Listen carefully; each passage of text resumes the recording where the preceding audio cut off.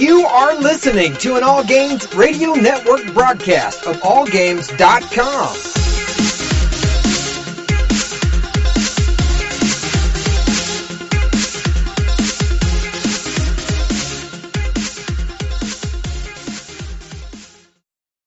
Hi, this is Normie from Knuckleballer Radio and Zombie Cast, and you're listening to one of my favorite shows on the Geeky Antics Network.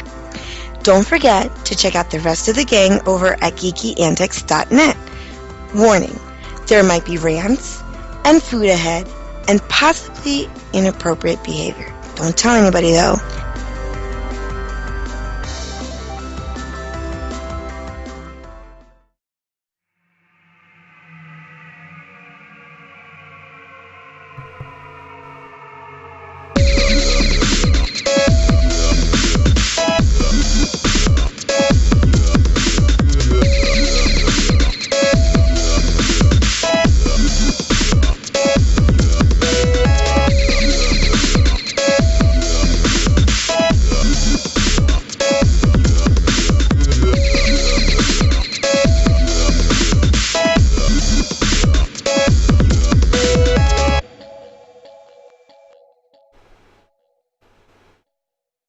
Welcome, geeks, gamers, furries, and ninja robots. This is HorsePLAY Live. Today is Thursday, April 12th.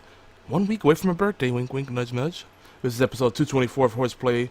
Tentatively calling this one The Problem with Attention and Entitlement. Hi, Facebook. Yep. That's all I got. I think it'll work. I think Ward Child's had to get in here, too. I saw him pop in. So we might have a co-host again tonight. We're getting a trend here.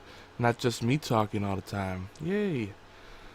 But before we get into what we'll be discussing tonight, I want to say that I want to thank y'all for over 200, well over 200 episodes at this point, including the ones that were lost long ago, and over 3 years of doing Geeky Antics and HorsePLAY Live. Appreciate your support.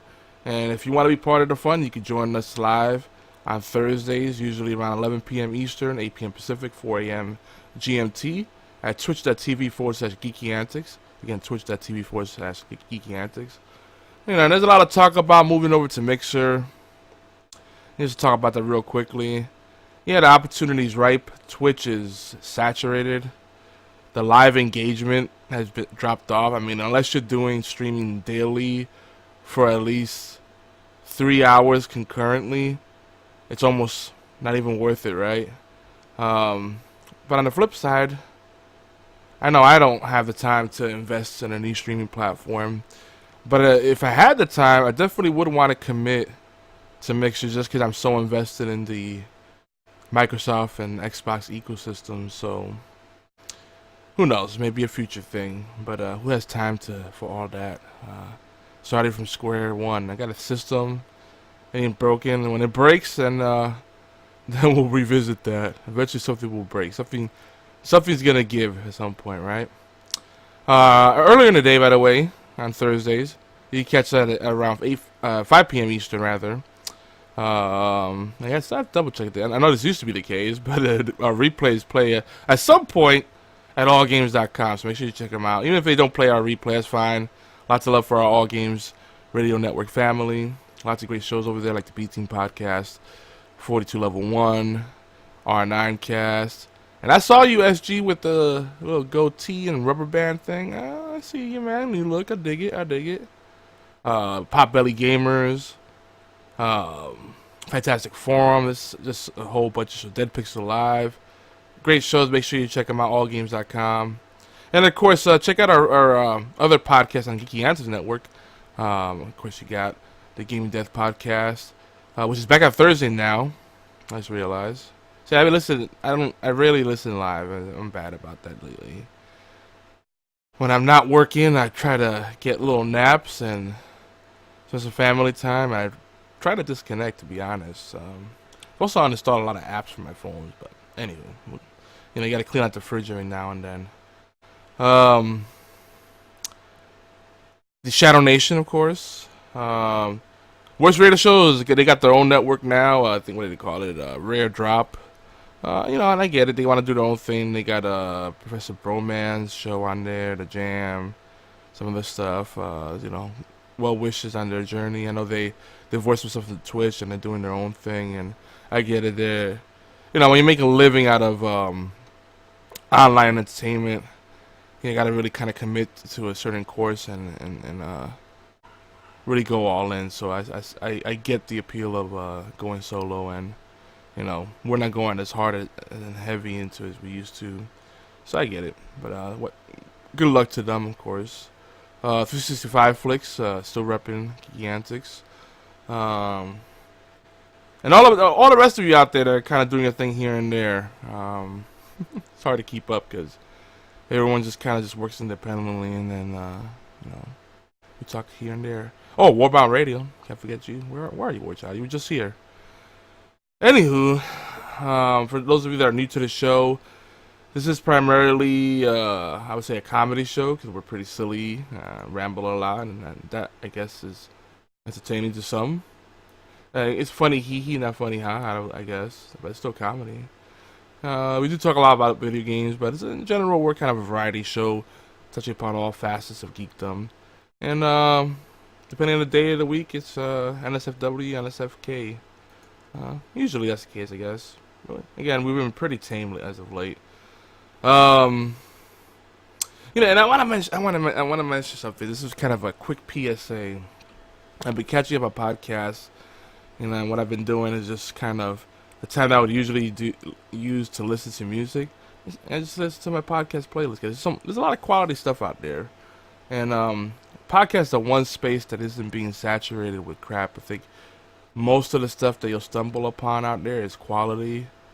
If not production quality, at least thematically, there's quality in there. The good topics, and niches that are being explored. A lot of passion projects, and it really comes through. Whereas, you go on these video streams, and, it's good times to be had, but, you get really busy or dead chats. There's one extreme or the other. And most of the streamers just seem to kind of do the same shtick, So podcast is definitely my thing. I'm still very much invested in that. Just trying to catch up with all my favorites. And there's a lot of good ones out there. What have I been listening to lately? I've been catching up with Beancast, Super Friends, Adventure Zone. Oh, a lot of random shit. Sometimes I add stuff to my playlist that I forget what it is, but it'll just come up, and I'm like, oh, this is cool.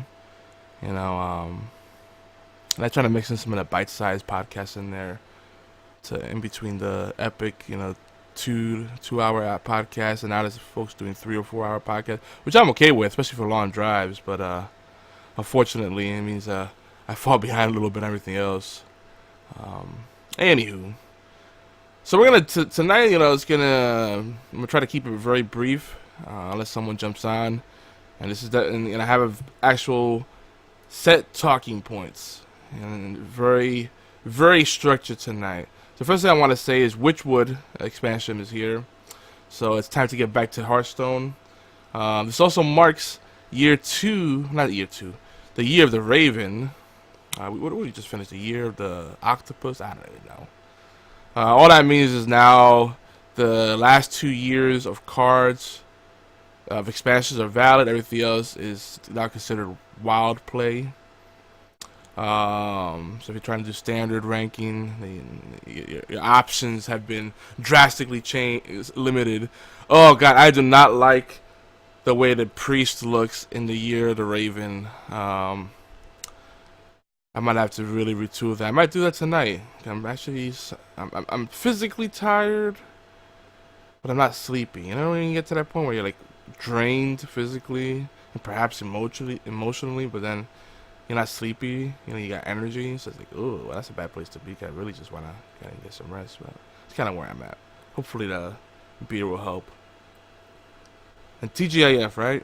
It's if you're on the East Coast, we're just a few minutes away from Friday. Well, if you're joining us live, by the time you listen to this time reference won't make any sense. That's all right. So anyway, one of the things that means on Hearthstone is that no more Cthulhu decks. That's a big deal. The The Whispers of the Old Gods was really, really good. It leveled the playing field a lot. Of course, there were a lot of players that moved away from that.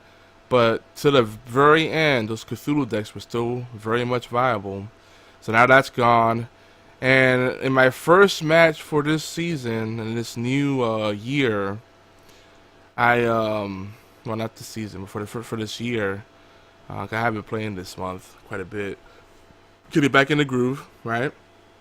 I played against a shaman who was very much a kind of a mid-tempo deck. Not the typical aggro stuff that you're used to. He just took some hits to the face, and I was like, yeah, he's saving up for something big. Oh my god, and by like turn 5, the stuff he was doing was just super annoying. There's a new card out there that I guess I'm opening some of the packs they get, the welcome packs they give you. They give me 1,000 in dust for basically saying sorry, but most of your cards are useless now. Because they also made several classic cards wild. So that's an interesting turn of events. So now, you would think that the classic cards will be kept as staples, but I guess they're really trying to keep the meta fresh. I could appreciate that, but if you don't get to play as much, you know, like I used to be pretty hardcore about the arena, but in arena you can't really complete your quests. If I could play arena and do quests, that'd be perfect combo. I mean, I still like ranked play, but ranked has become more and more of a grind just to at least hit, you know, rank 20 and get the season's, the month's card back. I don't know. But what was I getting to? Yeah, to completely derail myself there because I was trying to get to a point. There's a lot of change going down here. Yeah. Oh yeah. So I played against a shaman, and basically the card he had, it works a lot like what was that card? Not Ysera. The one that would recast all the spells played during the match. Not Ysera. Yarsaron? I don't know. One of those things. You know who I'm talking about. I should know this. As much Hearthstone I played. But it's this one, what it does, it recasts all the battle cry effects from the match.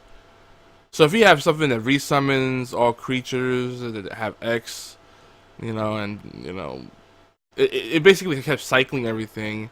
And I'm sitting there for like 3 minutes just watching animations after his turn is over. And I just quit. So let me just get ready for the podcast. This is just, maybe I could have turned it around, but he was loading up the field and hitting me in the face with direct damage, and I was like, I'm just sitting here just taking it. I mean, it felt like 5 minutes of just sitting there and watching animations. So that's probably gonna be retooled very soon. That's a gameplay breaking thing.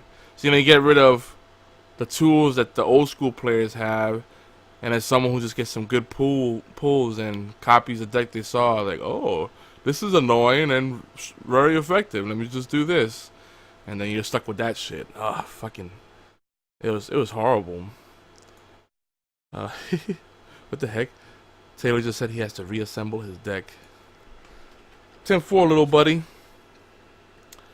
There's a cool website that has CB Slang. And it cracked me up. Some of the funny ones. The top 50 funniest. A cheese wagon is a school bus. That's a good one. Cowboy Cadillac's pickup truck. Some of these you probably heard of. Sleeper Leaper, Working Girl. That's alright. That's a good one. Chicken choker. Truck carrying poultry. For those of you in retail, you might have used this term probably incorrectly. Lot lizard is a working girl at a truck stop. Ooh, sexy. I don't know. CBSlang.com if you get curious. Get some fun. Just talk to people in CB slang and have them go WTF. So anyway, I'm kind of looking forward to playing some more Hearthstone before I go to bed. It's rapidly getting late, so I'm hoping to wrap this up before midnight.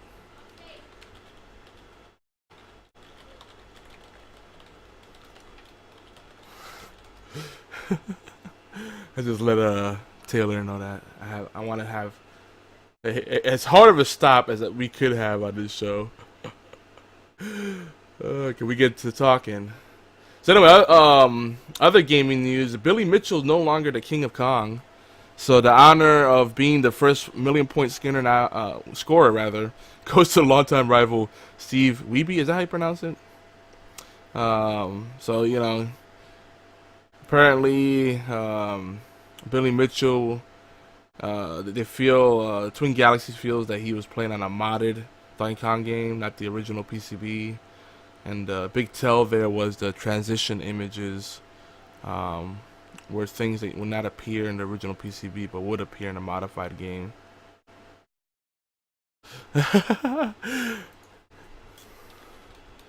What did you do, Taylor?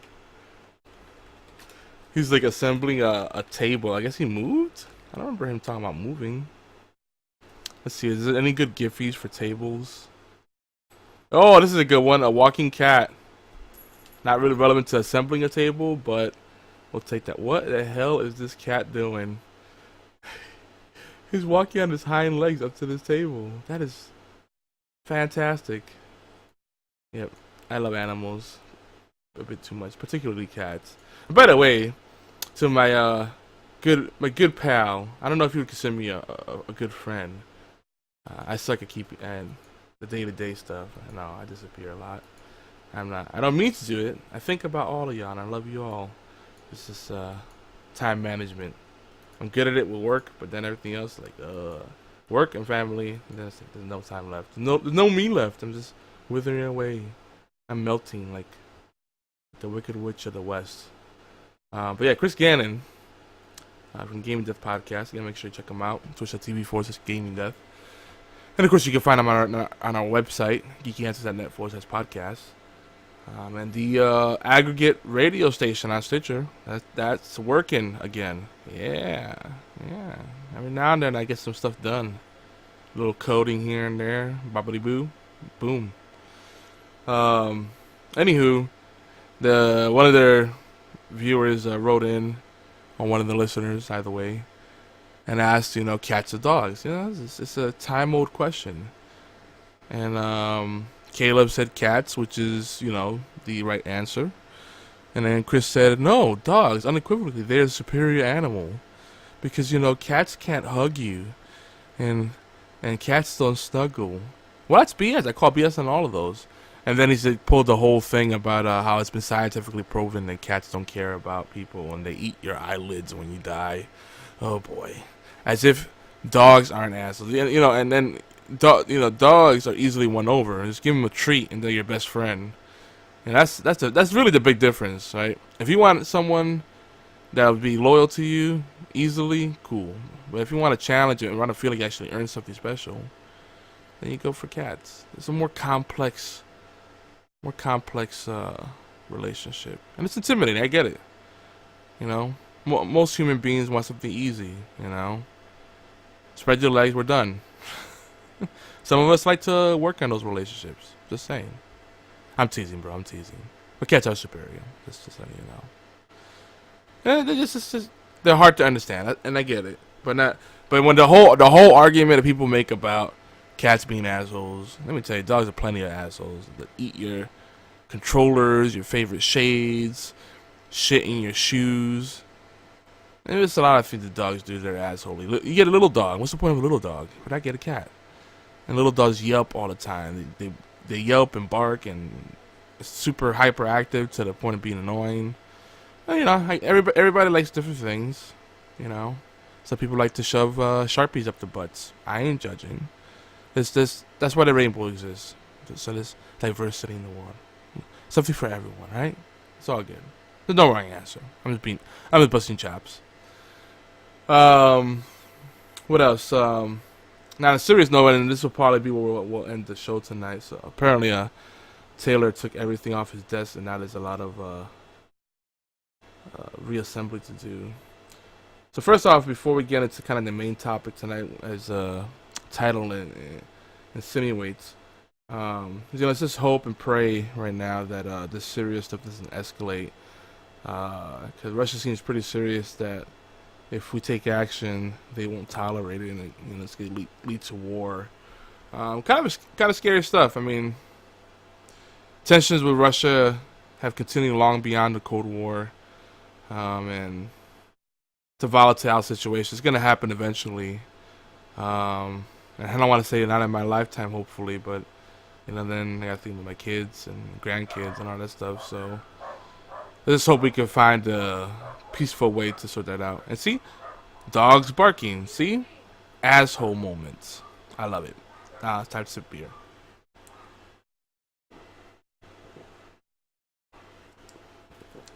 And beer is done. So anyway, moving on. Someone knocking at my door, even though I'm doing a podcast right now. So this whole thing went down with Facebook, the Zuckerberg Congressional testimony, kind of a big deal, and I want to touch upon some of the highlights. Not so much to give this any more coverage than it needs, but I think there's some important points to consider, whether you're on the marketing side, you're a developer, or maybe you're just really into Facebook, or all of the above. But I think regardless of where you're at, this is going to have an impact on all of us. What comes of this congressional testimony / hearing is really going to determine how a lot of things play out. And I think, there's a greater story here about how communication has changed, how relationships have changed, how we connect with people these days. It's become a very different world from what I was exposed to growing up. And I can only imagine, people growing up decades before me with how different this is for them. So, first thing I noticed, it's kind of a funny note, quite a few people, I won't say no one, quite a few people cannot get Mark Zuckerberg's name right. They were calling him Zuckerman and Zuckerstein and all this stuff. So it just made me think, these politicians must be really out of touch. I mean, and then you had this, Senator Bobby Rush, who was slurring his speech as if he was getting a stroke during the whole thing, or maybe he went through a stroke, and I'm sure he had some condition, and now I'm an asshole for making fun of him. But you can barely understand him. He's like, you sure to be mentioned, Mr. Zuckerberg. It's kind of one of those things. And well, I could think. I'm lighting a cigarette here. Sorry about that. Not good podcasting. Oh yeah, that's what I wanted to mention earlier. My PSA. I knew I completely derailed from that. This whole vaping stuff during podcasts. Am I the only one who's super annoyed by that? All I hear now in my favorite podcast, it feels like, is someone breathing like Darth Vader and the percolating sound of they're hitting a bong or something, but it has that electrical buzzing to it. It vape holes. I kind of stopped vaping. I want to get into it, but I find when I vape, I just vape a lot more than I would have smoked. And then I still smoke anyway, because then I end up realizing this isn't as good as smoking. So that's where I'm at with that. But just a little PSA. Be mindful of those sounds, and hitting the microphone constantly while you're recording. Boom, boom, boom, boom, boom. And it's like, what are you doing? Are you slamming your head against the table? I don't know. I still love you guys. And a little numbers like that to be expected. But we're not professional radio people. But maintaining some semblance of professionalism might be good. So, just throwing that out there. Anywho, now that I, derailed again, it's interesting what Zuckerberg was trying to talk about regarding where he feels Facebook resides on the spectrum of apps and platforms. All this kind of, they were throwing the whole monopoly debate at him. You know, because I forgot which senator it was, made a point about Ford versus Chevy. You always have, as long as the consumer has choice, that's the best and easiest way to regulate a marketplace. And I agree, Facebook to a degree is a monopoly, but it's also a commodity because we don't really need it, right? There's a perceived need, and Zuckerberg I think at some point he kind of hinted that everybody's idiots because they choose to use it because they know that, or he feels, or the other extreme, he feels that we need it. Well, like it's a drug or something, but there's no real necessity there. It's just everyone else is doing it, so that's where my friends are at. But how hard would it be to just identify these 30 people you actually keep up with out of your hundreds or thousands of people, and say, hey, I'm deleting Facebook or whatever they actually allow you to do, which is actually deleting, is deactivating your account, and you have to go through acts of God, and all kinds of crazy shit just to actually delete it, which is something they brought up, and he said, oh yeah, you could delete your accounts, and then your data's gone. No, it's not. Stop it. That's why years later people could reactivate their accounts. Sure. You really don't understand how you make money, how your platform works. Sure. Anyway, he was talking about 3 categories of where he feels his Facebook resides, because there were simple questions and he just gave these long answers. Like, he must have been a lawyer, a politician, or come from a family of them, because just bouncing all over the place and avoiding any kind of direct response. He was pretty darn good at that. I kept cracking up just looking at him sitting on this high chair with his cushion. And even when he wasn't sitting on the cushion, it was like he's leaning forward, like he was waiting for some tater tots and chicken nuggets. I don't know. Something about it just didn't seem natural. And the memes are out there. I couldn't find the good ones when I needed them, but they're out there. If you look hard enough, I'm sure they're all over Facebook. Interestingly enough, it's a bit of irony there. But yeah, so when asked who his direct competition is, he said, well, we have 3 categories, right? So he's trying to he basically admitted that no one directly competes with them unless you're talking about the verticals, the certain spaces, the categories, that Facebook is all into. But no one platform seems to do all the stuff that they do. He said, first you got your tech platforms, Google, Apple, Amazon, Microsoft. Then he was interrupted. Then he said something about, what was the other thing he brought up? The other 2 categories. Well, no, he only got to mention one other category. It was just funny. He was trying to give his whole spiel, and then he got denied. They brought up the whole Instagram thing and how that was a smart business decision. And if you look at it, really, Facebook has their hands in everything, but what is it really good at? Just think about it. All right, it's a big stream of news and random thoughts from people. It's just a lot of noise, right? But if you look at the features of it, what are people really taking advantage of? Facebook groups, pages? No, a lot of it's just Messenger and just sifting through your wall. And then if you have notifications, checking that to see if something might be relevant to you. Oh, and games, and whatever apps are semi-useful.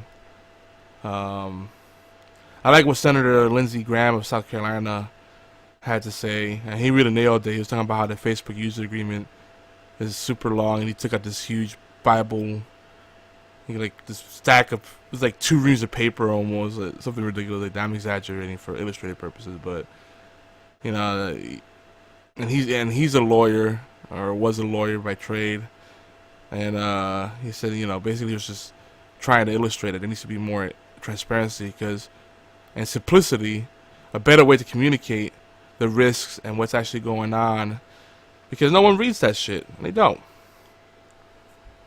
Terms of service, user agreements, no one's actually reading that shit. But just because that stuff is buried, the stuff buried in there, doesn't mean you actually legally, yeah, you feel your duty to put your disclaimers out there and warnings and all that shit.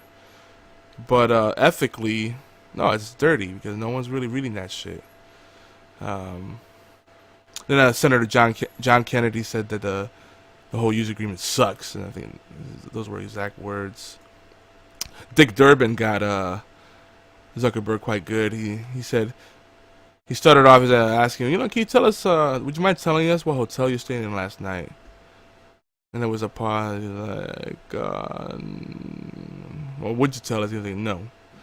After a little pause, because he knows he doesn't want all his personal information, all his personal shit, his dirty laundry aired out. But that's exactly what Facebook does, and once the stuff is out there, it's out there. And then he asks, how about the people you recently texted? And he's like, no. So, just to illustrate a simple point, like, people like to have some privacy. But, jumping ahead, I think what's really interesting, I know Adobe's been spearheading this whole move to use big data, use analytics to drive creative decisions. And that's all a lot. With that, there's a lot of talk about kind of rebuilding consumer profiles, personas, and having a better understanding of what really drives buying decisions and what people are really interested in, and what, or at the very least, what creates good, strong relationships, loyalty, and positive brand sentiment. All the stuff that's been the crux of really what marketers have been doing for decades, right? And salespeople, by extension. And the one of the things I've seen as a common thread is everyone wants to be known, right? And they want to be respected. In fact, Adobe has a category that says literally, know me and respect me, which is interesting because it's kind of a contrast here. Know me requires some kind of vulnerability, some sort of exchange. But usually for an exchange, there needs to be a leap of faith. Someone needs to initiate, right? There's value given and then value exchange. Or you hope for that value exchange, which is the whole proposition with Facebook. But the whole respect me thing, that's a loaded aspect, because for a lot of folks in this day and age, respect me means respect my privacy. So this really hits a nail on the head when you think about the big problem here, is that people want attention and they feel entitled to certain things. They want the free stuff, right? They want things the way they always are, but without the risks or the uncomfortable parts, right? So this whole Facebook thing has, blown dicks off of people, even people that don't have dicks to begin with. They grew dicks and then they were blown off because they were just flabbergasted by the fact that, this free thing that they're using is making money off of them and is using them. Well, there's no such thing as a free lunch, and nothing's truly free. That no business is gonna devote resources to something like that, even if they're just trying to get their name out there. At some point, it is some upsell, there's some transition, there's something they're working toward that will make them money.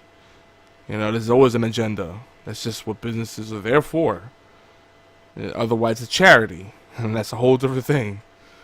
So information is the currency we pay with, right? Giving up your vulnerability, who you are. That's the price you pay to get all these mostly trivial things that we've taken for granted because, it's there. And now this dependency that we've developed because we've gotten used to it. But is there really a need? No. I know plenty of people that have gotten off of Facebook and they're fine. They've killed a few people, but that's about it. No big deal. I'm kidding. And I think Zuckerberg really does think that people need what he has, and no one else is gonna take over. To some extent, he might be right. I think things are gonna change, and whoever succeeds is gonna be a number of people, at least 3 different companies that gotta take a more focused approach, rather than being the one-stop shop for everything. And I think they'll have a better idea what the business model is going into it, so that, you know, selling data and whoring people's information out won't be the way they make money. Or as Zuckerberg says, oh, we sell ads. And he's asked about the whole, well, how do you make money? Well, you said it's some form of Facebook. It's free. Well, how do you make money? Oh, we sell ads. Well, ads are not very lucrative these days. And people are using ad blockers. And with this shit blowing up, you know, with the Cambridge Analytica shit and all the other stuff is coming out now, where people, again, are somehow shocked. Wait, you mean all my information is out there? If there wasn't a tool out there that people could use to see just how much information can be pulled through Open Graph and other APIs, I guess I get it. It finally clicks with people. I'm sure people were aware, but until they saw that, it was like, oh, whoa, this is worse than I thought. But here's the other thing I say: that if you really want to value your privacy and you want to be anonymous, move to the mountains in the cave and just unplug everything. That's the only way it's gonna happen. Don't have a bank account. Don't have anything. Just have a mattress with money in it. That's the only way. Live off the grid, right, Taylor? Yeah, that's the only reason people care about it now is because you tie Trump's name to it. Trump derangement syndrome kicks in, and everyone just goes, "Oh no, it's a problem now." Let's talk for a minute about the money that our former president spent on Facebook data from the 2008 and 2012 elections. Yeah. It's the same thing. I mean, he dumped the same amount of money into it, but it's a problem now because you don't like the outcome. Well, what's funny is everybody took something different out of this latest testimony / trial, whatever you want to call it. And it wasn't really a trial because there's no verdict. It's a testimony. It's an opportunity to talk things out, right? And informal commitments were made. You know, oh yeah, I'll meet with some of my CEO friends to learn some strategies. Oh yeah, I'm gonna, work harder towards diversity and transparency. Blah blah blah. But everybody going into this had a different agenda. Of course, for the, the Justice Department, the whole thing was, being able to regulate, and there's a slippery slope, right? If they can control Facebook, then they can start controlling everything and start shaping social media and public sentiment and investigations. With how all-encompassing Facebook is, yeah, some government regulation would be fine with it, because then they can't get away with censoring people's opinions that they don't like. If it's government oversight, that means they are then beholden to the Constitution and the First Amendment. So they can't get away with censoring people. Yeah, and I hope that's all it would be, right? But there could always be some nefarious things in there too. Not to put on my tinfoil hat. It can always be nefarious, and it probably is. Because I just think it's just an excuse to have more of the Mueller type investigations where he's just wasting taxpayers' dollars to just bark up the wrong tree. Yeah, there's the collusion there. There's a personal vendetta, and it's a tinfoil hat. Oh, Trump wasn't supposed to win. If you look at everything leading up to it, Hillary was already pretty much ordained and crowned. Oh yeah, she was celebrating before they even said anything, like before the final poll results. It was a shock to their. It was a shock to their system when it's like, so we don't have everyone under our thumb. I mean, when they had Google changing search results and shifting the algorithm around to specifically pander towards her, and they still lost? Yeah. And And the thing is, this paradigm shift has long been in play, but now I think with Trump being elected, it finally hit everyone. The rules have changed. Oh yeah, the rules have changed absolutely. So that's what I think is really interesting here. It's been a slow shift for the last 15 years, but now the normies are catching on. The normies and the fucking boomers. Yes, the folks that are just like really should just be retiring because they're too out of touch with everything now. I mean, I can admit I'm out of touch with shit, but I mean these guys are like, they couldn't even get his name right, Mr. Zimmerman. This still thinking this face mash thing that you have. Tell me more about it. I don't understand. What I don't get, I don't know if you've covered this already, but how do people think a billion-dollar company is free? That's exactly, yeah. I did. Where does that line come from? Did they miss out on the first half of this decade, or the first half of this millennium, back in the early 2000s, when the rules of the internet were: you don't tell anyone your name, you don't tell anyone where you live, you keep everything secret. Yep. You have your alter ego, which is still kind of the thing now, but now the difference is that you have the alter ego and it's under your real name and you're pretending to be someone you're not. You know, you have all these fake it till you make it type people that act like they're living these lavish lifestyles, and then, you know, it's still keeping up with the Joneses, just now your barometer has just changed. Now you just look at the feeds like, oh, look at that car they're driving now. They must be making some good money on what I wonder what they're doing. And then you just start stalking them and you go, oh, occupation, programmer. Maybe that's what I should do. Oh, information technology. That's what I should go back to school for. No, go be a plumber. Yep. Don't go to college. But no, people are living curated existences online. And it's all fabricated. I think it takes 15 hours just for them to get 3 shots they can post that day. But still, it boggles my mind that they don't realize that they're the product being sold. Yep. And see, the thing that's gonna happen now is because now that there's so much information out there, that a lot of which can't be pulled back, even if Facebook disappeared, is out there in the ether of the internet. Yeah, all the information's out there now. There's no... Your social security number's out there right now. All of them. Yeah. They're all... It's all there. Your information is There's no changing it. Well, see, if you could go and get a new social security number, that'd be great, but that doesn't happen. But see, this is what my theory is. The way, at least when it comes to social media and advertising, you know, marketers are trying so desperately to build relevant personas, you know, to really understand their target audience, right?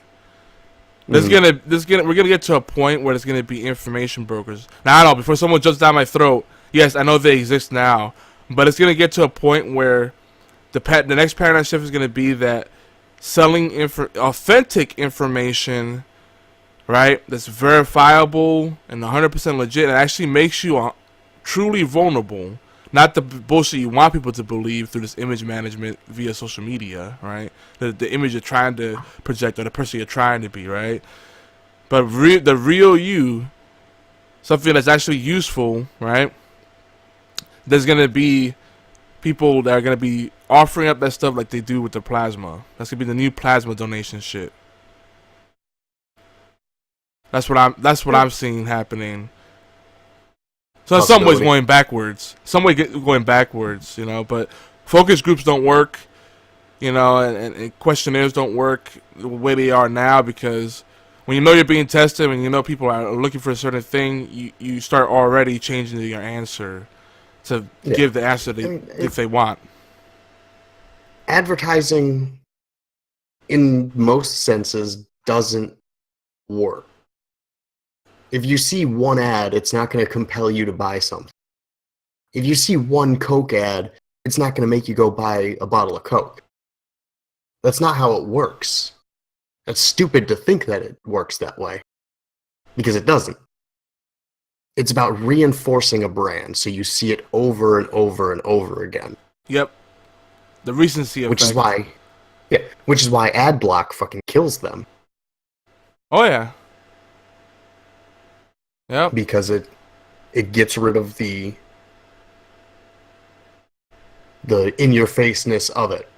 So then you have to be more subtle about it. And you look at big influencers like fucking PewDiePie.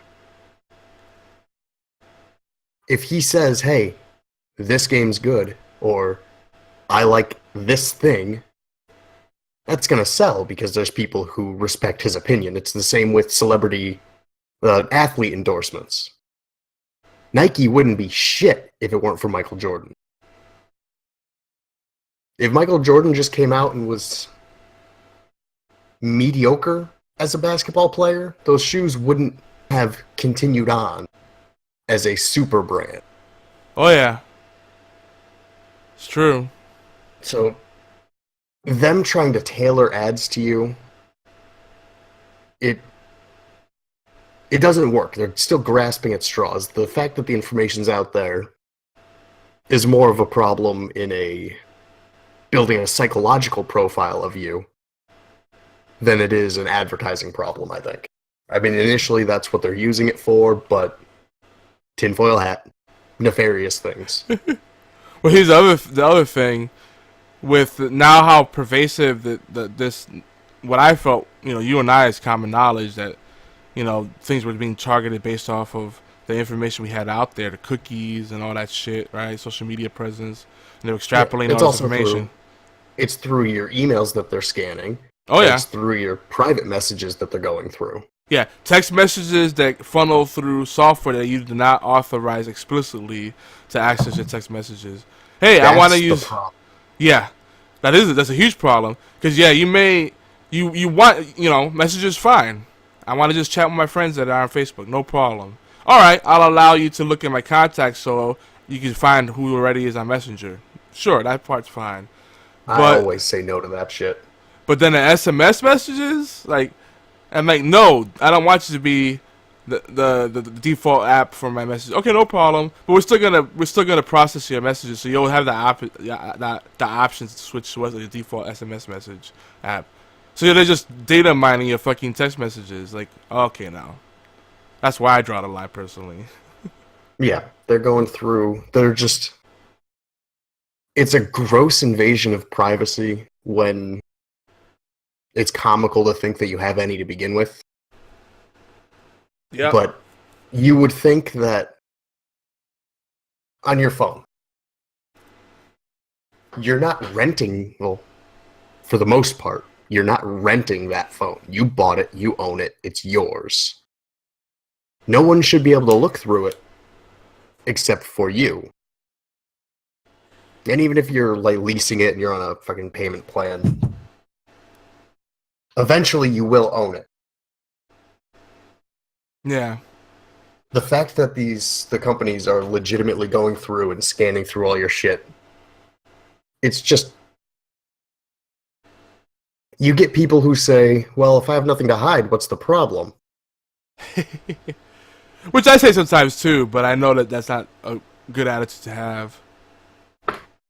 Yeah, because eventually you don't know who's deciding what's good and what's bad. That's part of it, and then it's also just the fact that they shouldn't be digging that deep anyway. Yeah, there's no reason for them to be doing it.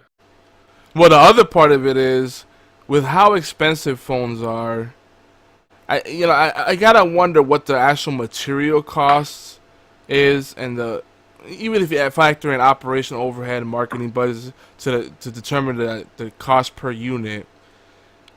I wonder how much of that really is actual and how much is just margin, because it just seems grossly inflated and it's just going higher. It seems like the flagship phones, the smartphones are going up. You know, about the shit that they do isn't cheap. Yeah, those camera sensors, the high quality ones, aren't cheap. I get those that. The processors that keep getting exponentially better each iteration, and the distribution channel problems, they have problem with that. Sometimes they run at like the chip manufacturers, they have to go to a different supplier, and then they lose the wholesale rate. I get all that, but I still feel like with how much you're giving up by using those devices and how much shit you're forced to use with a lot of these top players like Samsung. I love Samsung phones, but they put so much bloatware on there, and unless you jailbreak it, you're stuck with that shit. And Apple, they put you in their freaking jail, their Apple jail. But with Apple, you can remove anything you want off the phone. I'll give them that. If you just want it to be a text message and phone call device and nothing else, you can erase everything off of it and just have those two features. If you want it to just make phone calls and be your iPod, you can do that. Which I do give them kudos for. But just as a whole, it's usually tough to get rid of a lot of that bloatware. It's stuff that they're throwing in there. All right, even if you can remove it, they're forcing shit down your throat to upsell you further. And then it's time that they're killing of yours. There's a cost associated with that. So I feel like they're subsidizing a product that's already has a huge markup on it to begin with. You know what I mean? Like they're making money on both ends. Here's the thing I feel like with I'll accept being called an Apple fanboy for this, but Apple doesn't fill their phones with bloatware. And anything that's in there is things that it's like genuine, as wide of a net as they can cast. Hey, these are things you might be interested in. We have GarageBand on here so you can make some music. We have iMovie so you can edit some things together and make little videos. Stuff like that is on there. It doesn't come preloaded with Facebook or Twitter. I mean, you can download them immediately if you wanted. So they're not forcing this data collection down your throat. The only thing that they're forcing or suggesting is they keep the low-end space phones, like the 32 gigabyte phone, because they sell cloud space. Yeah. So that's the only way they're attempting to get you. And their cloud, they try to keep it secure, but... And let's be honest, I feel like 32 gigs for smartphone now, as ridiculous as it sounds, is mostly useless, even with cloud storage. Because the applications... the OS. And these applications are massive now. Look at Hearthstone. It's just a simple thing, but every time they have an update, they're just adding on top of it, It's 12 gigs now. Yeah, it's fucking ridiculous. That game is equal to a third of my music collection on my phone. And it kills me because I don't want to uninstall it, but every time they come with a major update, it's like, well, what's getting voted off the island now? Which problem would be solved if these asshole companies would give us expandable storage again, but they don't make money that way. Like I found my wife's old Evo 4G.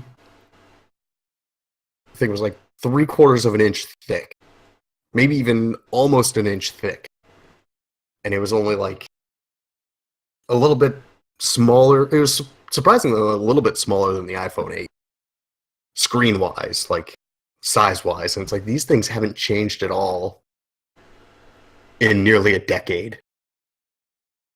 That's silly. But why do they keep getting thinner? Yeah.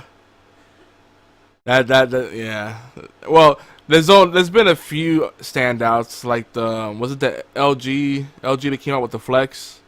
That thing's pretty they have neat. the curved phone. Yeah, and you can actually bend it. Yeah. Then there's the. I don't know if you want to test that to its limit, but I play with my friends a little bit. Like, whoa, wow, actually it does bend. Yeah, then you have the iPhone 10 with the little fucking notch in it, but other than that, every other phone is pretty much the same. They haven't changed too much. It's a fucking metal and glass rectangle. Yep. That steals all of your information and probably your soul. No one reads the fine print. Oh, man. And it's just crazy. I mean, just watching my kids, like, their phone's always in their hands or on their lap, and sometimes it makes me just kind of. I know I'm becoming a total curmudgeon. I'm becoming my parents. It's like, just put the darn thing down. You could be without it for a few minutes. It's one of those things you're not aware of until you see someone else doing it. But you're doing it constantly as well. But I'm trying to make a concerted effort to not be like that. And especially with my kids, trying to get them not to have that habit. It's hard. It's like a comfort blanket. You just want to keep it handy, right? And when things get uncomfortable, you just lose yourself in the screen. The thing is, the psychological effects of it, if you look into it, it's the same as just doing heroin. There's the same dopamine feedback loop. So it's not a good thing. Yes, when good you're comparison. aware of stuff like that. Yeah, and when you're aware of stuff like that, it's like, I don't want to be doing this myself, but I'm a heroin addict and I can't stop. So, I will then pass on the advice to other people so that hopefully they don't end up like I do. Yeah, do as I say, not as I do. So it's a hard sell. It is. That's a hard sell to anyone and everyone, because it looks hypocritical. When in actuality, it's just, I'm an addict and can't stop. Please don't be like me. Yep. Don't make the same mistakes I made.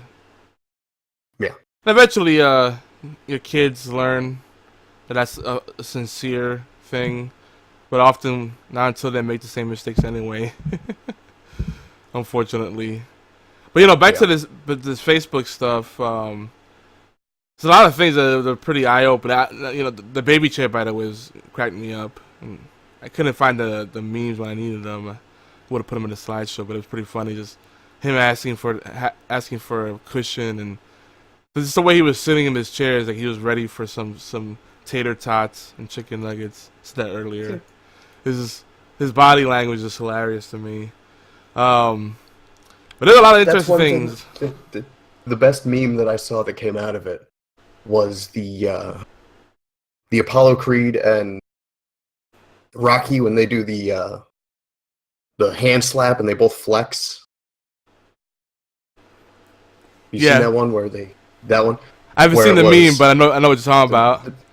The meme is one of the arms is labeled the left, the other one is labeled the right, and in the middle it's Zuckerberg is either some type of cyborg or a lizard man.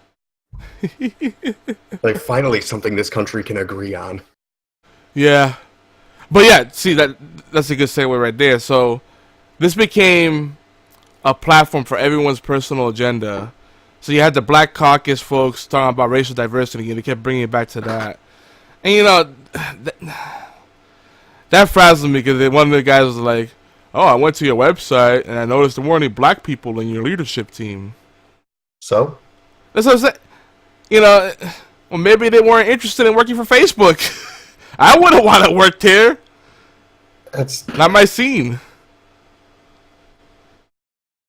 It's been I'm not gonna really speak on it because I'm a white guy and people will just call me racist. So. Yeah, I know. I'm Latino, folks. Even though I sound white as fuck. Let's put that out there. Why are we gonna force people into things that they're either not good at or have no interest in? Oh, I know. And then they're asking for commitment. Can you commit to that? It's like, oh my god, this thing is accomplishing nothing. If last year taught us anything, it's you don't hire someone just to fill a quota. Look at Equifax. Their security CIO was a Berkeley music major who worked her way up the ladder on being the diversity promotion. Yep. And we see where that ended. Yeah. Put people in the job based on merit and merit only. Yep. Now, if this, if it'd be a different story if there were several reported instances where they had great candidates that happened to be of diverse backgrounds and they got shut down for whatever reason, and then an underqualified person got put in. Then you can start saying, what's going on with that? But that's when you can legitimately start taking stabs at it. But if on the application they don't ask for any identifying features about yourself, I see no problem with whoever gets hired gets hired. Yep. Because then it just comes down to the raw numbers. Yep, I agree. Of course they brought up Black Lives Matters, Black Lives Matter, and how the posts were being pulled, and but you can have dead babies and this and that, but that's not right. And it's like, oh god, and it just started derailing. Yeah, it becomes whataboutisms and all this other nonsense when it should legitimately be, why are you farming people's private information and selling it for money? Yeah, and information that they're not freely giving you. And it seemed like that was the focus, and then other people started taking the stage, and then it just went all over the place. They even brought up this is like this, I guess they're a comedy duo, political commentators, online celebrities, whatever you want to call them, Diamond and Silk. I'm actually familiar with them because my better half has watched some of the stuff. Is that the two black ladies, the Trump supporters? Yes. So they were the ones who were arguing over, who were screaming at people, "Do you lock your door at night? Then why don't we lock down our borders?" I'm familiar with them. Yeah, they're pretty entertaining. I gotta give them that. They're annoying at times because they kind of overdo the whole black shtick, I legitimately think that's who they are. They might be. It's just sometimes it's like, this seems a little bit forced, and if they're really like that, that's very entertaining and interesting, perhaps a little concerning. But they had like 1.2 million likes on their page, and apparently that was shut down. I didn't know that. That came up in the hearing.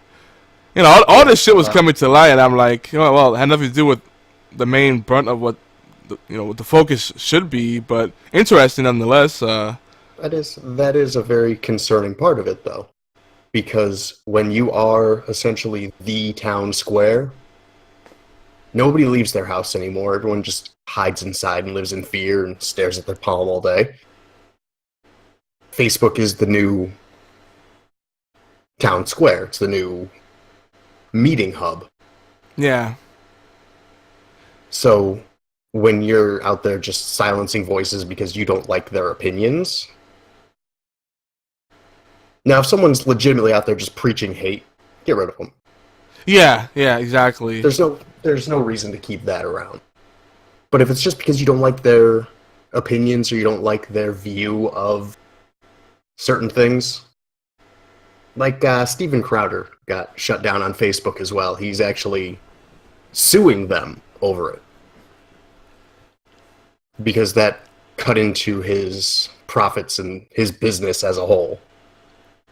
And let's face it, at this point, you should not be hanging your hat on any platform. Look You know, look at the struggles Twitch is going through. I know, ironic, we're on Twitch right now, but it's saturated. They've let go a bunch of employees. You know, social media by nature is just volatile. Yeah, I think the Twitch cutting their the employees, the entire creative department for doing their own Twitch broadcasts. I think that was a little overblown and overstated for what it was. First of all, when new management comes into any business, they fire people that aren't on their side and hire in their team. Yeah, that's true. Yeah. And secondly, bring your own yes men. Secondly, all of that Twitch Presents stuff was just cringy and embarrassing anyway. Like when they were talking with the Friday the 13th devs, and I can't remember what streamers were doing the presenting, but they're sitting there eating cake off of another guy's beard while these guys are supposed to be doing promo for this new game. No. As much as IGN is just a paid informant and PR regurgitator half the time, look at how they handled their presentations, their big events, and do it that way. Yeah. And you have these private streamers who are just their own entities who can go in and do a better job than what those guys were putting together. So, oh yeah, I don't see it as value lost. And from Amazon's standpoint, it's definitely not value lost. No, I agree. It sucks that these guys who were there from the beginning are gone now. Like, I think Justin himself is gone. Yeah, but it's really interesting. See, the thing about it is, and I mentioned this earlier, the people want the attention, but not the risks and the stuff that comes with it. And there's a price for attention, especially if you're going for mass appeal. And as much as things have shifted and the rules have changed, it still comes down to a numbers game, which is pretty obscene. Because now the fact that people can go into a Twitch channel, might as well stick with the same example, and say that someone that has 20,000 viewers is small time. When a singer could fill up a stadium of 30,000 people, and that's considered amazeballs. Like that's like top of their game. It's just funny how the online stuff is not given the same kind of weight. No. A singer can do 30,000 people in 10 different cities in a week or in a month. Yeah. These are different people. It's 30,000 different people in each place. It's not like the same. I see what you're saying. So you're saying that number actually stacks. I get that. Yeah. But the numbers, it's not like there may be some overlap between people traveling to follow certain bands, but if you want to go that deep into it, they're touring for 3 months out of the year, and then they might take a few years off, unless they're really on the grind. Mm-hmm. And they're making millions of dollars off of that. You know what I'm saying? This way. I'm not saying it's a fair comparison, but it is disparity there. I can spin it in a way that's a fair comparison. Okay. How many VODs on Twitch have over 1 million views? I think I see where you're going with this. And then you look at how many singles or how many albums have 1 million sales. Yeah. Yeah, don't get me wrong. You can then compare apples to apples at that point and be like, well, this is small time compared to this, which is bigger. It's just if you're going to split hairs over who's successful and who's not, no one's successful because Warren Buffett's alive. This is Or true. So there is no success because there's a fucking Saudi oil baron somewhere who has a solid gold Bugatti. So my thing is, it's just interesting how there's these people online. I'm not saying they're putting the same kind of effort as more established, creatives or business people, whatever you want to call whatever it is that we do. But when the folks are doing that day in and day out for months, years on end, that's impressive. That's a feat. But as you don't see the same kind of regards there yet. It might get there, but we still have that same desire for the attention, regardless. Internet fame is just as sought after as anything else, if not more, as these younger generations come to power. So I just, that's really what I'm trying to illustrate is there's a very high premium on attention now, but we want our privacy. So they're kind of opposite, polarizing, forces at play. You know what I mean? I want my privacy, but I want my favorite internet personality to be out there and available for me at all times, 24/7. Yeah, and and see that's perfect. That right there describes, I think, the heart of the problem across the board. It's just the sense of entitlement. You could be vulnerable. I could slam you. I could troll you when I don't agree with you. But you say something that offends me, and now I'm going to make a big stink about it. That's the internet as a whole.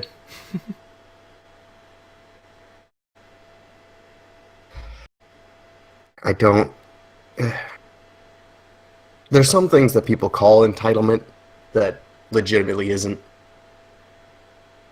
Like when people talk about gamer entitlement, there's some of it there that's legitimate and some of it's not. Most of it seems like it's not to me. Yeah. Like when people bitch about a game being broken. No, to me, entitlement is when you expect something and you feel like you shouldn't have to do anything for it. For example, folks that like Facebook and they act like it's a utility or a life-sustaining force rather than the commodity that it is, and they feel like it's owed to them, and they don't realize that there's a price to be paid for that. And now they're angry because you're using my information. Well, there's no such thing as a free lunch. And that's part of the big problem. I think it's the way kids have grown up. Right up into people my age in their early 30s. Like we look at it like, no, we're special. We're supposed to get everything we want. Everything just works out. I'm the special protagonist in this story. No, you're not even the background character in someone way better than you's story. Yeah. And free stuff has always been compelling, but there's always been, a price to be paid. Just people, it's not as pervasive now, not as obvious now that price is pretty steep, and now I think it's finally hitting people. Though this has been in play for a long time. Yeah. Yeah. Absolutely. I also liked how Zuckerberg probably could have been a politician or a lawyer. I'm pretty sure he has some in his family, some close relatives perhaps, because you notice that all his answers to even yes/no questions were super long-winded. He sounded like me out there. He's getting coached. Absolutely, he's being coached through this whole thing. No one's gonna. No one wants me up there, sitting in front of a congressional hearing committee, just spouting bullshit. If I were Zuckerberg, that whole thing would have taken like 20 minutes. What took, 2 days? 2 days. That whole thing would have taken 20 minutes. Hey, are you stealing people's data? Yes. Are you going to keep doing that? No. Maybe. What were you doing with all that data? Selling it. How do you think I made $1 billion fucking dollars? They even asked him, is your information part of that data that was stolen? And he said yes. But that's a lie. Yeah. That's bullshit. That is absolute bullshit. Yeah. I don't believe that for 1 second. I don't either. They even asked him, to kind of what they asked him a bunch of questions to kind of see what he would feel comfortable putting out there for public knowledge. So can you tell us right now what hotel you stayed in last night? And he was like, no. Yeah, I'm not putting that information out there. I didn't post it on Facebook, so that information shouldn't be there. Maybe you should hire Facebook Tom to be the face. Oh, the MySpace Tom, I mean. Bring him as a face of Facebook. I read a article about how MySpace won the social media war, actually. Because Tom cashed out with $600 million. He ended up pocketing that much money after the the MySpace sale. And then he just faded off into obscurity. Yeah, I think the last thing he did is, like, now he's doing photography. He's just, like, going to, like, picturesque locations, climbing mountains and shit. Yeah. Like, that's what Jack should have done, too. Yeah. I'm waiting for Twitter to go under next. That'll be hilarious. See, Twitter's in a weird space because Twitter's not really profitable. We've had this discussion before, and I'm getting deja vu. Yeah. It's not really profitable the way it is right now, right? But it's really useful, despite what people might want to say. But in order to make it profitable, they had to break the things that make it good. Essentially making a new platform. Like anonymous accounts. Yeah, I mean, there's just so many things. I mean, they already made some concessions as it is by making the character space longer. I think that was more of a mistake than anything else. You think so? I think that was a huge mistake. Because you know what? Anyone can type up an article and post it on Medium. Anyone. Yeah. So you can just sit down, type something up, post it there. Medium doesn't give a shit. They're not going to... Unless someone bitches about it, they're going to leave it there. They don't care. You can link it from your Twitter to that. Problem solved. People aren't going to read your 15 fucking... 20 tweet chain of 280 characters? No one's going to read that. And Stop it. And you're spamming people's home feeds if they're actually dumb enough to stick to their home feed. Yeah, I mean, it wasn't broken to begin with, because, I mean, you have a quick thought, and then enough to pique someone's interest, and then if it really needs expansion, you put in a link, and then you get the full text, or an article related to your thought. Yeah. You tweet out, farts are therapeutic. And then you have your Bitly or whatever, or your Owly. What does he mean by that? I'm curious. Oh no, they're blocking. I think they block Bitly and archive tweets now. That doesn't surprise me, because they seem to have a general disdain for third-party integrations. If they don't offer it themselves, they don't want you to have it. Well, Twitch has had the same problem too in the past. I think they cooled off with that, but Twitter's notorious for that. Yeah. If we wanted that feature, we would have developed it into the platform. We would have baked it into the platform. We would have bought that company and rolled it in. Yep. So, which is a shame, because part of what made Twitter as big as it is all the third-party support. So you're kind of shitting on the people to help get you where you're at. Well, isn't that what you're supposed to do? I guess. I thought that was the point. I thought you were supposed to get yourself a couple rungs up the ladder and then shit on the people below you, and then get like a little bit higher up the ladder and keep shitting down on people. That was the point. Am I doing this wrong? I mean, I'm sure that's seems to be the way things go. I don't think that's the way it has to be. But look, Facebook's even worse, because if you strip out all the open graph shit, you know, all the third-party integrations, you know, the games and the apps and all that shit, what's left? Twitter. Oh yeah, they do have good. I do like those backgrounds for your status updates now. That's pretty cool. I haven't been on Facebook since 2011. Yeah, I know. I deleted that right around early 2012. So I can safely say none of the data they have on me is anywhere close to even being relevant. If my data even still exists to them, because I did delete it that long ago. And but don't worry, Google has all my information. And you made sure you actually delete it, not just deactivated it, right? Yeah. That's the funny thing about it, and they brought that up too, is like, when people delete their accounts, is it actually removed? Like, yes. Like, no.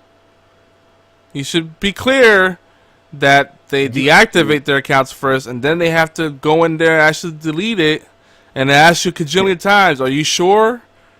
Are you really sure you want to do this? This cannot be reversed. And then it shows you all your pictures of your friends that you're going to miss out on when you didn't like them anyway, and you don't want to talk to them even in real life. You know, and now they show like a whole like ASPCA like reel of like sad puppies. They got Sarah McLachlan to do a overdub for it. By the time you're done, you're so depressed you just lost the will to do anything, let alone click on any buttons to confirm something. This is a life-changing decision. I don't want the puppy to be sad. Oh, look at that corgi. He's got short legs. No. Nah, kill the puppies and all of them.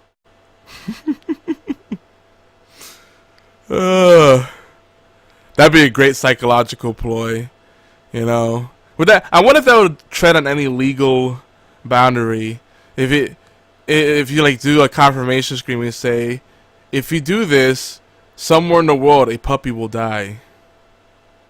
You know. Well, puppy's gonna die regardless. Right, that's what I'm saying. But you have to word it so that it doesn't seem like you're the one killing them, because that's obviously not cool. But a puppy will die because of your decision. And we have nothing to do with that. People would actually really, that would probably sway a lot of people, I bet you. I would delete somebody else's account. Nice. As long as they're pit bulls. Oh, I'm sorry. No. Man, they threw everything at him. They even brought up illegal digital pharmacies. I'm like, that has been a big thing? I missed this. Where can I get it? Yeah, Drugs on Facebook. There's been a lot of places you can get that stuff. I know people. Wow, I really don't use Facebook to its full potential. Oh, Facebook's got. There's a lot of depth to it. Oh yeah, I like groups. Like when you have the little marketplaces, you know, like all the yard sales and shit like that. Oh yeah, my wife goes ham on those things. Yeah, there you can find some good little treasures. But I didn't know it was going as far as like illegal substances. I knew it was out there, but I just assumed that as soon as that stuff goes up, it was like quickly brought back down. I mean, dick pics get shut down immediately. Trust me, I've tried. Well, that's because they have an algorithm for that. What about if you have an oddly shaped dick? They have a contingency plan. I mean, you could be like one of those. It's someone's job to look at the oddly shaped penises. She's like, no. You could be like, you could have a Captain Hook, penis, and it's tricolor, and you completely threw the algorithm off. It's like, it's some strange kind of fruit. I don't know. When it confuses the algorithm, that's when it goes to a person. And all you need to do is, like, put Jake Paul in there, and then you're fine. He's not relevant anymore, I'm sorry. That joke would have been funnier, like, once. You could also dress it up as a puppet. But no one questions puppets, even when they're shaped as phallics. No, then it's art. And it's art, exactly. Which is great, like Instagram doesn't like nudity, but man, there's so much TNA on Instagram, and all they do is just put like little the tiniest pasties I've ever seen, and like paint, body paint. Instagram went to shit after Facebook bought them. I don't know. I kind of like the TNA. Though I'm worried someone from work will discover all the stuff I'm liking and see my feed and be like, wow. Oh, that's what Reddit's for. Go to Reddit instead. There's plenty of subreddits that are way better than anything Instagram can offer you. But when Facebook bought Instagram and then implemented the new TOS that they had there, where any picture that you upload then becomes Facebook's property, not yours. Yeah. All of the interesting people that were there disappeared, just dispersed out into the wind amongst other social media platforms. Yeah. The people that were legitimate artists and photographers. I saw that. That's why it's funny, because like when they left, like all that was left was like the sexy cosplayers and Suicide Girl types. I have mixed feelings about it. It's sad to see the artsy-fartsy stuff go away. That's kind of what you went there for. But, there's some good eye candy in there. Look, I'm married. I'm not dead. Back when Instagram was new, you could legitimately have a conversation with a lot of those high-end fancy models, the actual Suicide Girls. I talked to a bunch of them. From a legitimate friendship standpoint. Yeah. For a while until they just disappeared too, but yeah. And now the ones that remain, like almost everyone's like, I do not do DMs. Nope. No one touches it. So, and it's funny because every now and then... There weren't even DMs then. It wasn't even DMs then. You were just talking in the comments of a freaking picture. Yeah, that's true. I check my DMs, and every now and then there'll be like 2 or 3 messages there that I never noticed, and then are like weeks, if not months old. I'm like, oh, people still use that.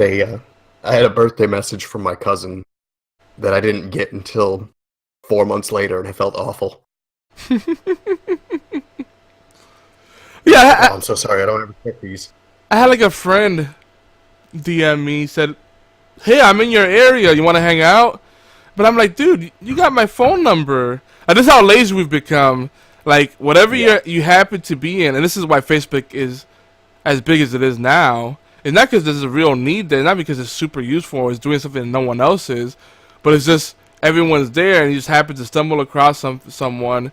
Maybe you're traveling, and they're like, hey, I forgot you're in this area. You can tell you friends near me or whatever you're looking at, and some kind of geodata reminds you of that, and you're triggered, and you're like, oh, we should hang out.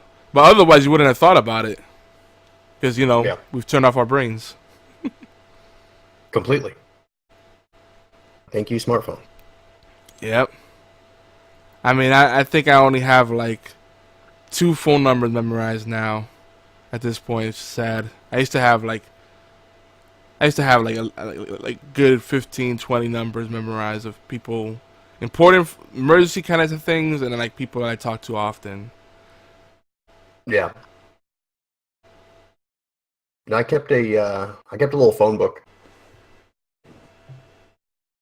because I was popular, so I kept that in my wallet for a while. Wow, that must be a really small phone book. Yeah, it was a little, it was like a size of a business card. It's like a 2x3. Oh, wow. Yeah. Do you write really tiny? Leather. I can. See, that bugs my wife. She says I write really small, but I always tell her, well, if the lines are really close together, what other option do I have?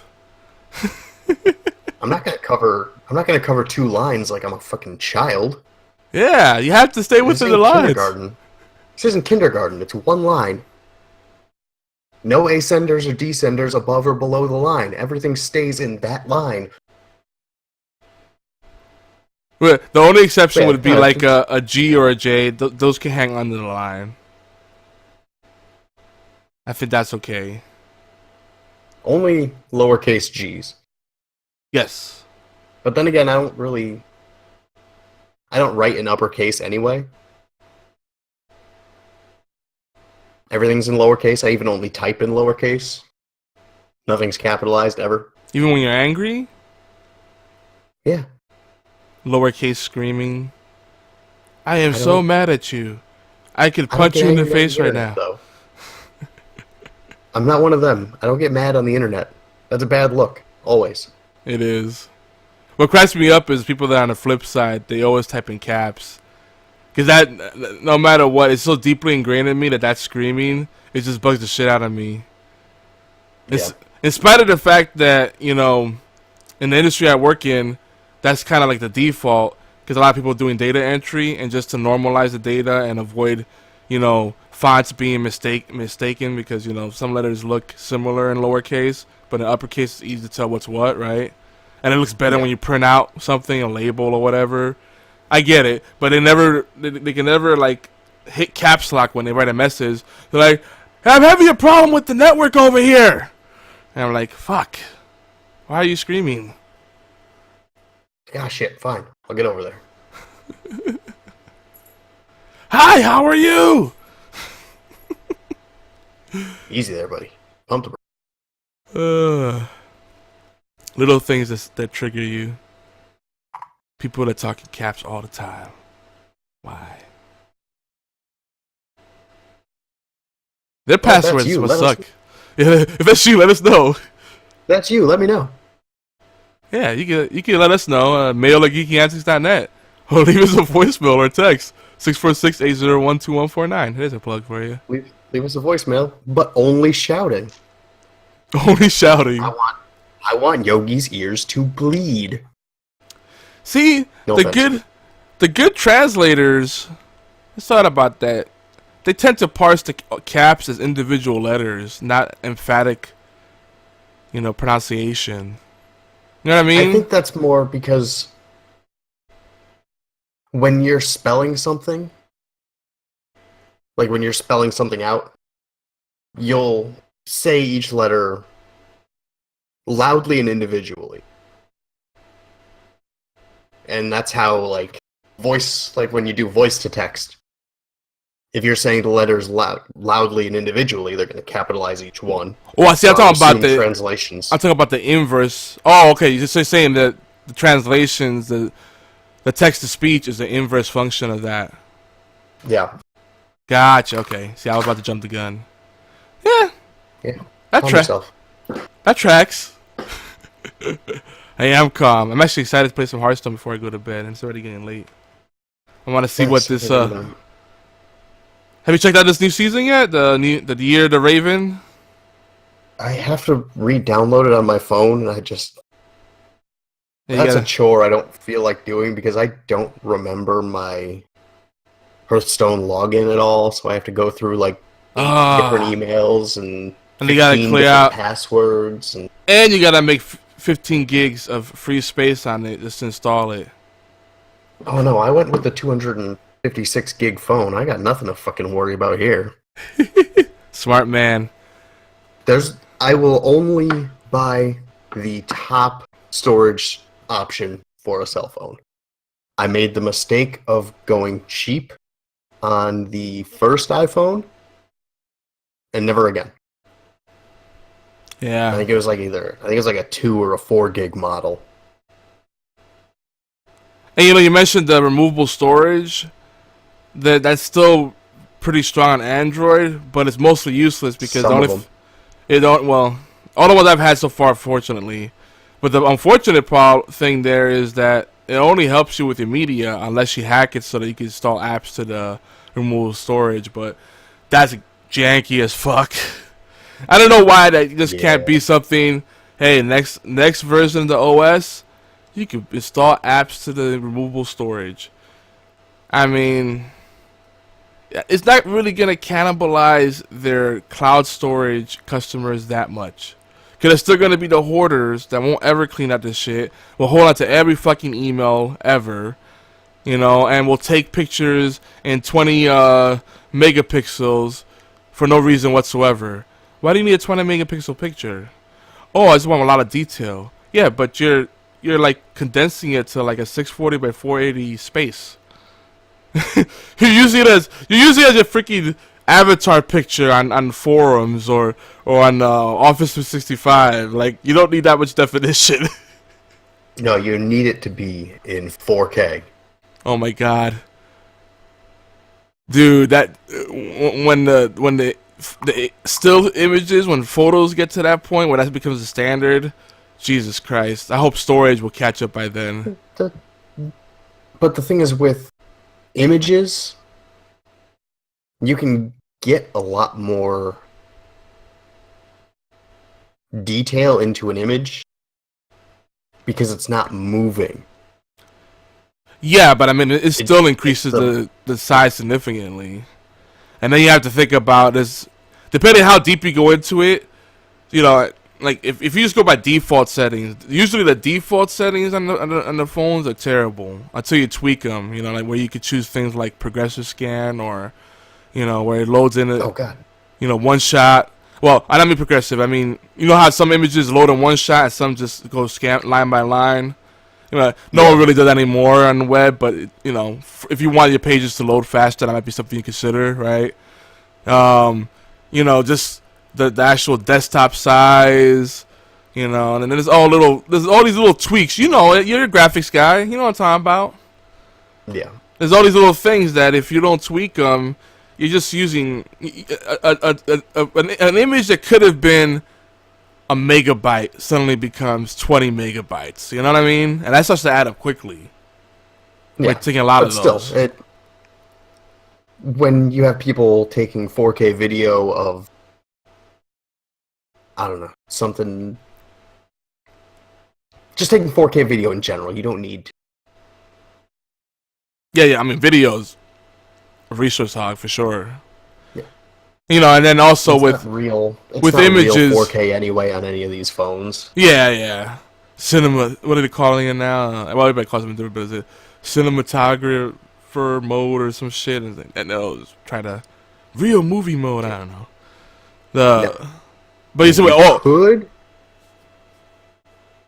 Was that? You could use your phone to make a movie. It is legitimately better than one cell phone. Or if you get 3 cell phones, you could film a better version of Clerks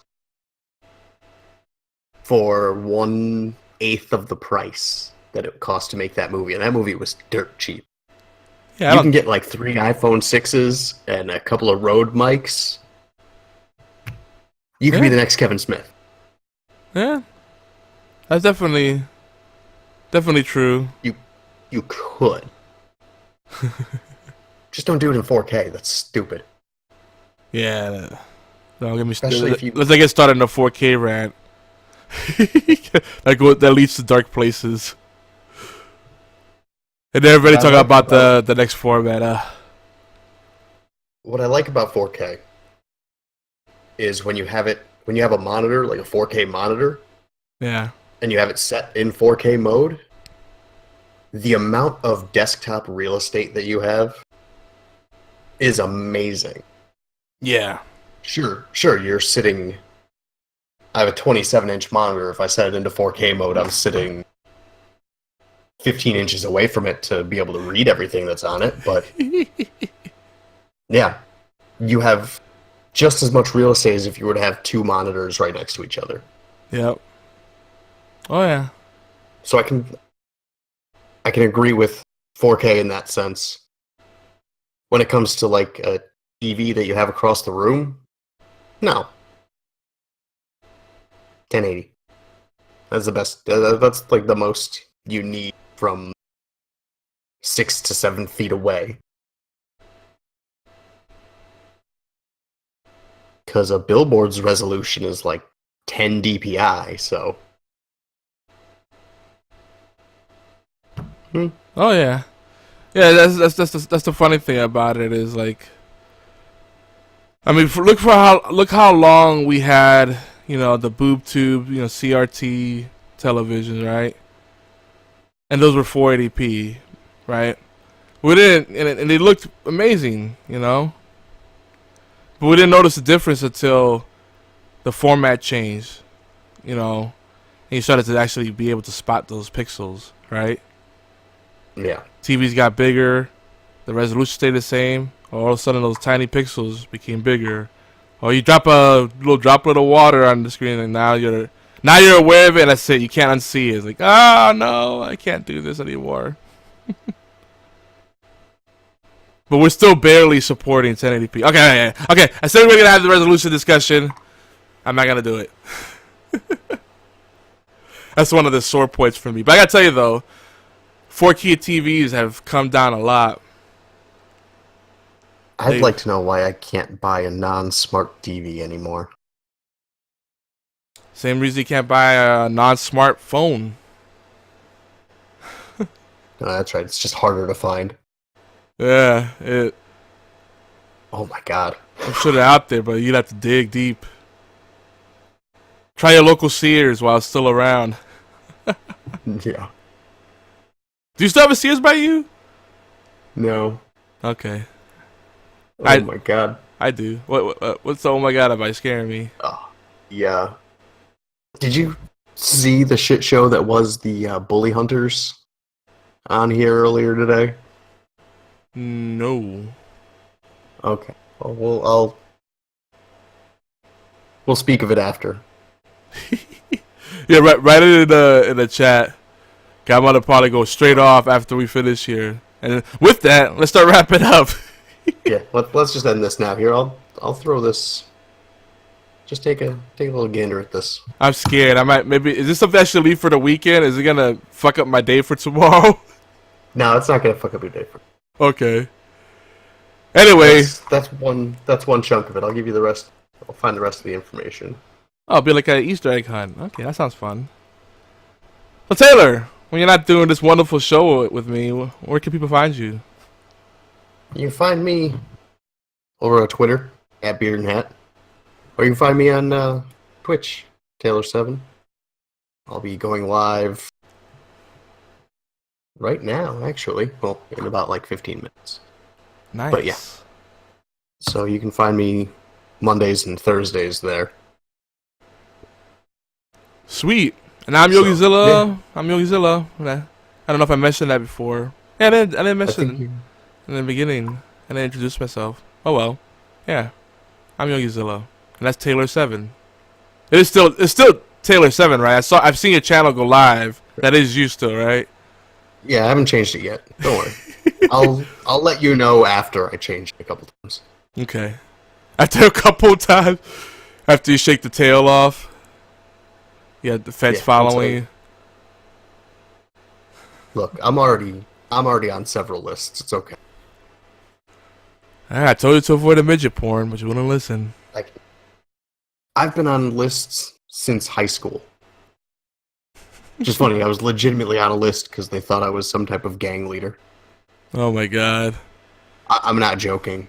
Me and a couple of my other friends were on watch lists and good times. It's scary to think about how much more pervasive that'd be now. Like how much more common it'd be for people to get on lists now that all this information's out there.